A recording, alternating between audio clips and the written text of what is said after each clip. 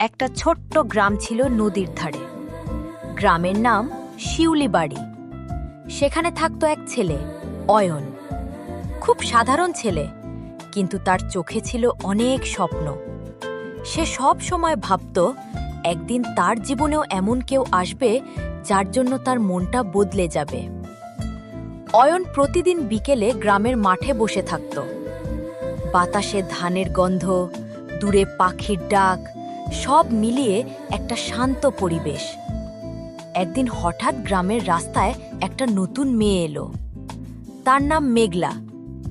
মেঘলার চোখ দুটো ছিল অদ্ভুত সুন্দর, যেন কেউ তাকালে হারিয়ে যাবে।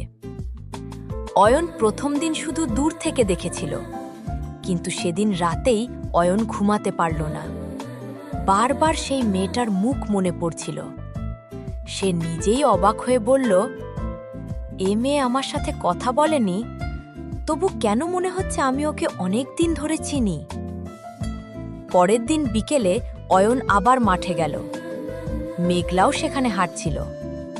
হঠাৎ মেঘলা এসে বলল, তুমি প্রতিদিন এখানে বসে থাকো কেন?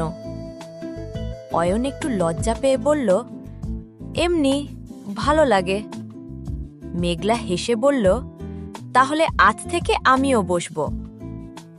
সেদিন থেকে শুরু হলো তাদের গল্প।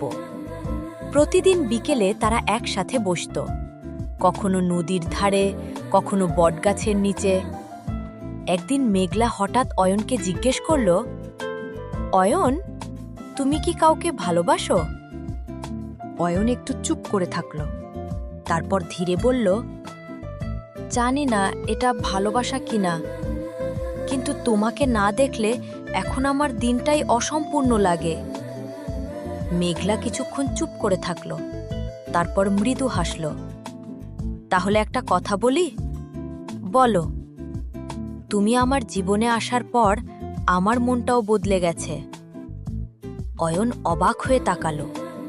সেদিন সূর্য ডুবছিল, আকাশ লাল হয়ে গিয়েছিল। মেঘলা হঠাৎ বলল, অয়ন, তুমি আমার ওপর কি জাদু করেছো বলো না? অয়ন হেসে বলল, জাদু আমি করিনি, জাদু তো তুমি করেছ। সেদিন তাদের চোখে ছিল এক অদ্ভুত ভালোবাসা। একদিন মেঘলা আর মাঠে এলো না। একদিন, 2 দিন, 3 দিন। অয়ন চিন্তায় পড়ে গেল। শেষে সে মেঘলার বাড়িতে গেল। সেখানে গিয়ে শুনল মেঘলার বাবা তাকে শহরে নিয়ে গেছে। অয়ন ভেঙে পড়ল। মাঠটা হঠাৎ ফাঁকা লাগতে শুরু করল। বটগাছটা যেন আর আগের মতো ছায়া দিচ্ছিল না। মাস কেটে গেল। একদিন বিকেলে অয়ন আবার সেই মাঠে বসেছিল। হঠাৎ পেছন থেকে একটা কণ্ঠস্বর, এতদিনেও কি আমাকে ভুলতে পারোনি? অয়ন ঘুরে তাকালো। দেখল মেঘলা দাঁড়িয়ে আছে। অয়নের চোখ ভিজে গেল। তুমি ফিরে এলে? মেঘলা ধীরে বলল, আমি চলে গিয়েছিলাম ঠিকই, কিন্তু আমার মনটা এখানেই রেখে গিয়েছিলাম। তারপর মেঘলা অয়নের দিকে তাকিয়ে বলল, আজও একটা কথা জানতে ইচ্ছে করে। কি? তুমি আমার ওপর কি জাদু করেছো বলো না? অয়ন মৃদু হেসে বলল, জাদু যদি কিছু হয়ে থাকে, সেটা আমাদের ভালোবাসা। সেদিন সূর্য আবার ডুবছিল, কিন্তু এবার অয়ন একা ছিল না।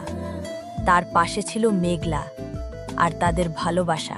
এই গল্পটা ভালো লেগে থাকলে চ্যানেলটা সাবস্ক্রাইব করুন।